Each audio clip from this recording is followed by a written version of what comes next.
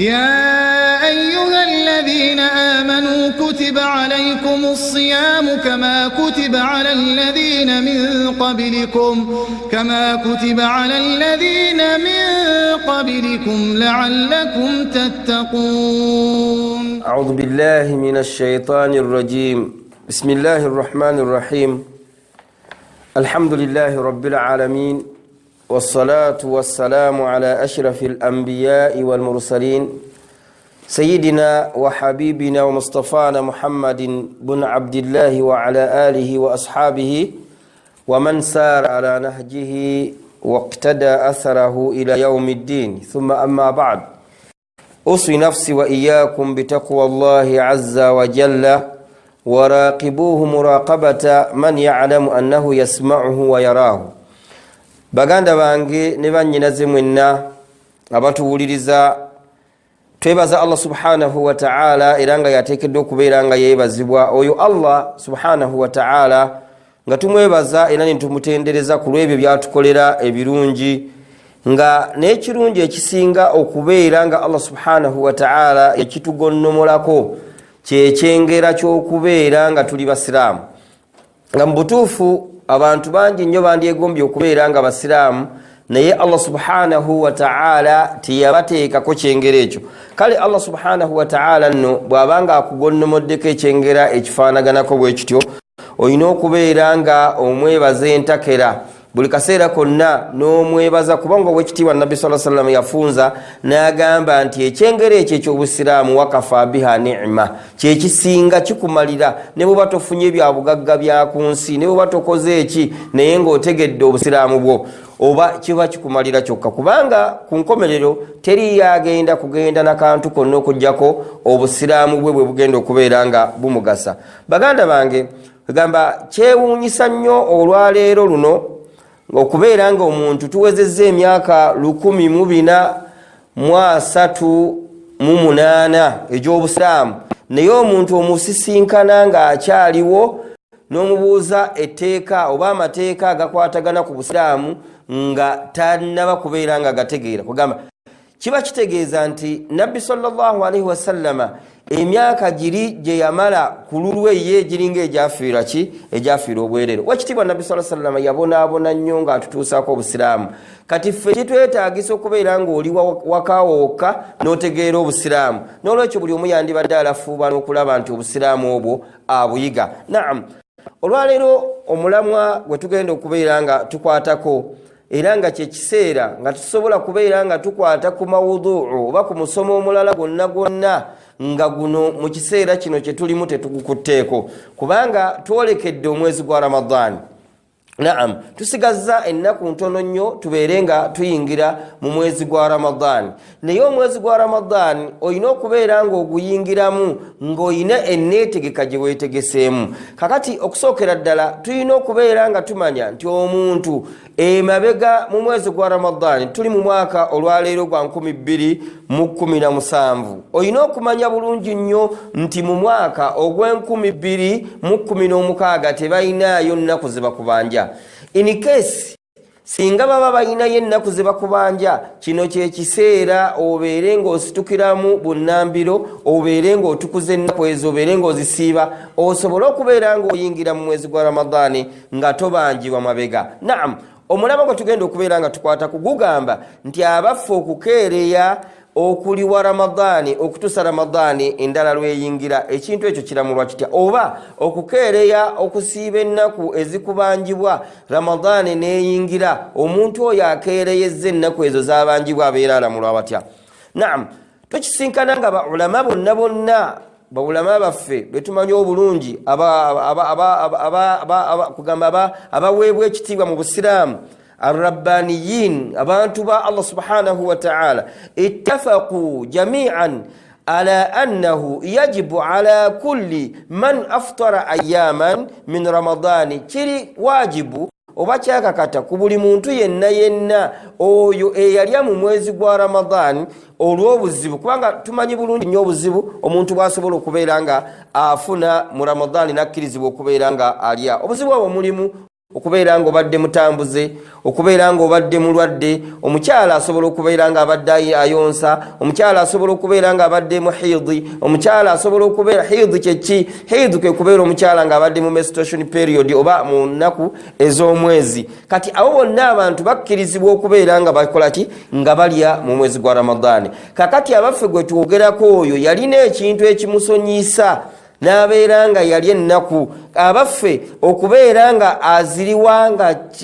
Ramadani endala tennaba kubeera nga etuuka, kiri wajibu kuye okubeera nga akola ki ng'akola ekintu ekyo ekyokuliwa ennaku ze yalya mu Ramadani. Naam, baulama abo bajuliza hadisi ngeva ku maama waffe Aisha nga tugisinkana mu kitabo kya Imamu Bukhari, sahihi al-Bukhari, nga eri ku hadisi ya 1905 ne mu kitabu kya Imamu Muslimu ojagisanga ku 1016 ngejibwa ku maama waffe Aisha. Atunyumiza maama waffe Aisha tumanyi bulungi nnyo nti mukyala wa nabbi eyali omwagalwa ennyo. Allah subhanahu wa ta'ala asiime ku mukyala oyo. Naam, atunyumiza n'atugamba nti kana yakunu alayya sawmu min Ramadani, walinga waliwo ennaku zeefunamu obuzibu mu Ramadani nembeera nga nziridde, naye ne zibeera ennaku ezo mu Ramadani oyo nga nina okubeera nga nzisiiba. Naam,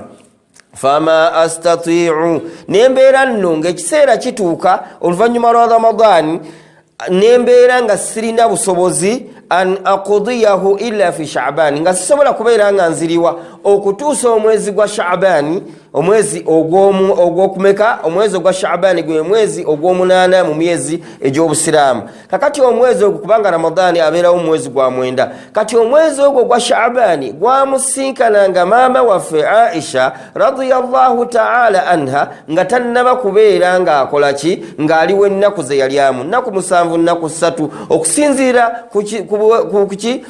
ku kisonyiisa kye yali afunyenga mu Ramadani. Kati n'agamba nti nalinga sinnaba kubeera nga ndiwo ennaku ezo okutuusa omwezi gwa Sha'ban ne gubeera nga gutuuka, naye nga bwe gwatuukanga nga talina kubeera nga alina ekimusonyiisa kyonna okuggyako okusiiba ennaku ezo mu mwezi gwa Sha'ban. Lwaki yakolanga ekintu ekyo? Olw'ebizibu ebyalingawo mu nnyumba y'obwannabbi sallallahu alaihi wasallama, mu bubaka obwakkanga nga babeeranga bize, ng'oluusi bakakibwa okubeera nga obudde tewali obutasobola okubeera nga omuntu atereeza enniya ye y'okubeera nga akola ki ng'asiiba. Kakati maama waffe Aisha n'abeera nga yawalirizibwa omwezi ogwa Sha'ban, omwezi ogw'omunaana mu myezi egy'obusiraamu, ne gumusinkana nga tannaba kubeera nga akola ki ng'aliwa ennaku ze ezimubanjibwa. Naam, Imaamu al-Hafidhu atunyonnyola nga ajjako mu bintu ebimu bye tujja mu hadisi eyo, agamba wa yu'khadhu min hirsiha ala dhalika fi Sha'ban.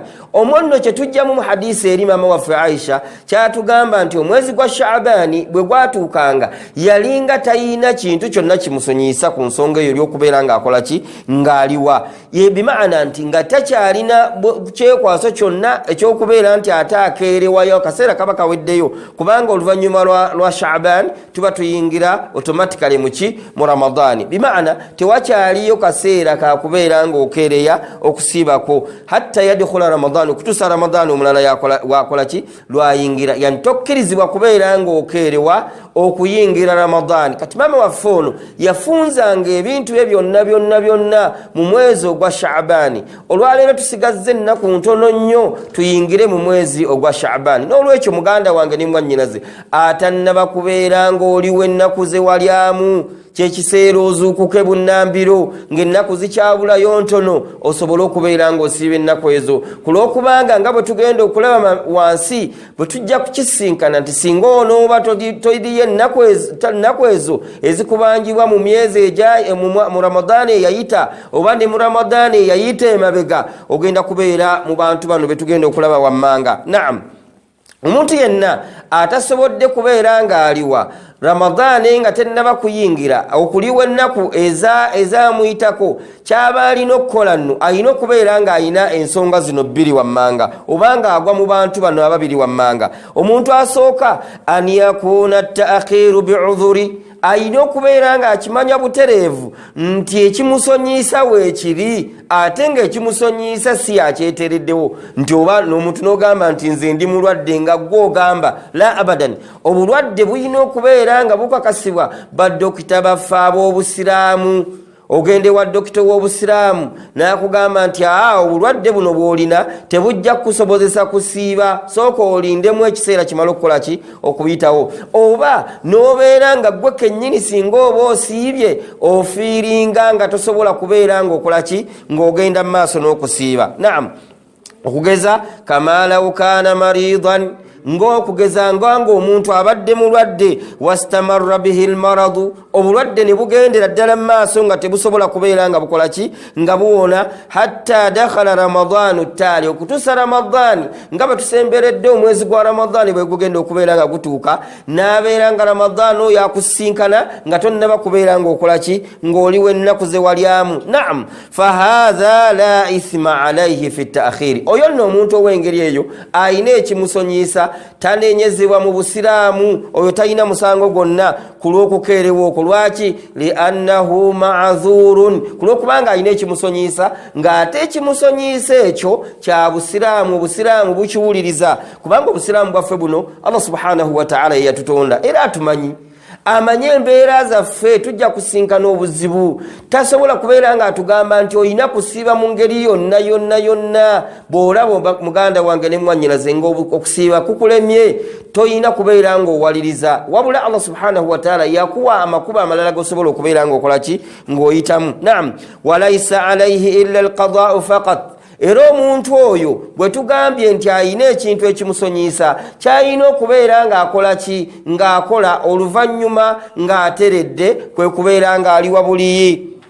Fayakudhi adadu al-ayami allati aftaraha, n'abeera ng'aliwo ennaku ezo ze yakola ki ze yalya mu Ramadaani, nnaku 7, nnaku 6, nnaku 5, n'obeera ng'oliwo ennaku ezo nga bwe zikola ki. Wano nno nawo tujjawo nti omuntu singa oba olidde mu Ramadaani, ennaku z'olidde olina okubeera ng'oli attentive ku zo, ng'ozijjukira bulungi. Waliwo omuntu omu osobola omusinkana n'omubuuza, wange kimanyikiddwa walya mu Ramadaani naye walya ennaku mmeka? N'agamba nti oba subhanallah, kwegamba ebintu bya Allah subhanahu wa ta'ala lwaki tubifudde nga byakuzanyirako.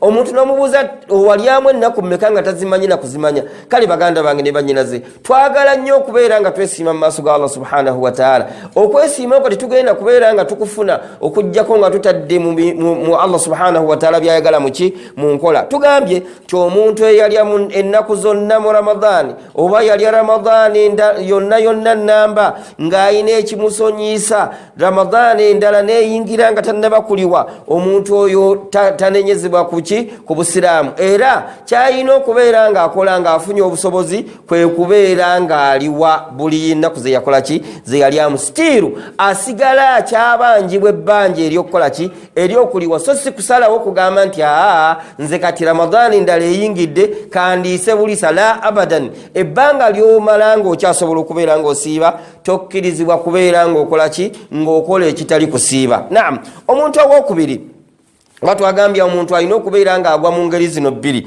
Omuntu ono tumusinkanye nga talina musango gwonna. Lwaki? Alina ekimusonyiisa nga bwe twasoose okubiraba emabega. Owokubiri, an yakuuna ta'khiru alqadaa'i biduuni udhuri, omuntu asobola okubeera awo nga talina nsonga yonna lwaki akeereeza okubeera ng'aliwa ennaku ezamuyitako. Naam, yalina ekimusonyiisa n'abeera nga yalya mu Ramadan. For example, yali mulwadde, oba yali mutambuze, oba yagwako ekizibu kyonna kyonna ekyamusobozesa okubeera ng'akola ki ng'alya n'atasiiba. Kati omuntu oyo okuliwa ne kubeera nga kumukakatako oluvannyuma lwaki lwa Ramadaani eyo gye yalyamu. Kakati tasiibye, taliye, Ramadaani endala etuuse n'akeereyo okukola ki okuliwa. Omuntu ono nga talina ki kimusonyiisa ku kukeerwa kwe.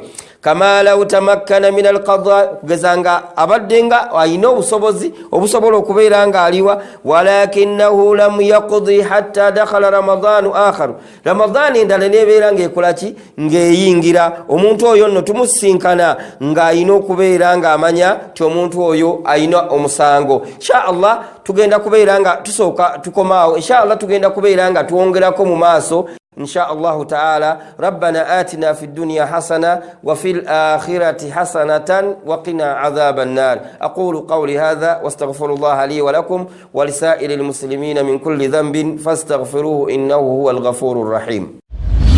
يا من أجبت دعاء نوح فانتصر وحملته في فلكك المشحون، يا من أحال النار حول خليله روحا وريحانا بقولك كن.